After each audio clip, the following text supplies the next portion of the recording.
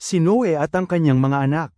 Ito ang mga anak ni Noe na kasama niyang lumabas sa barko, Shem, Japhet at Ham na ama ni Canaan.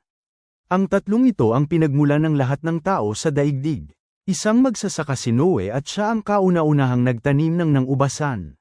Minsan, uminom siya ng alak at nalasing. Nakatulog siyang hubad sa loob ng kanyang tolda. Nang makita ni Ham, na ama ni Canaan, ang kahuberan ng kanyang ama, ibinalita niya ito sa kanyang mga kapatid.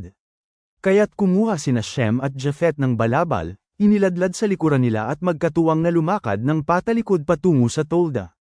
Tinakpan nila ang katawan ng kanilang ama dahil ayaw nilang makita ang kanyang kahuberan. Nang mawala na ang kalasinggan ni Noe, at malaman ang ginawa ng bunsong anak, sinabi niya, "O ikaw, Canaan, ngayoy susumpain, sa mga kapatid mo ika'y paalipan." Sinabi rin niya, "Purihin si Yahweh, ang Diyos ni Shem, itong si Kana ay maglilingkod kay Shem." Palawakin nawa ng Diyos ang lupain ni Japhet. Sa lahi ni Shem, sila'y mapipisan, at paglilingkuran si Japhet nitong si Canaan. Nabuhay pa si Noe ng 350 taon pagkatapos ng baha, at umabot siya sa gulang na 950 taon bago namatay.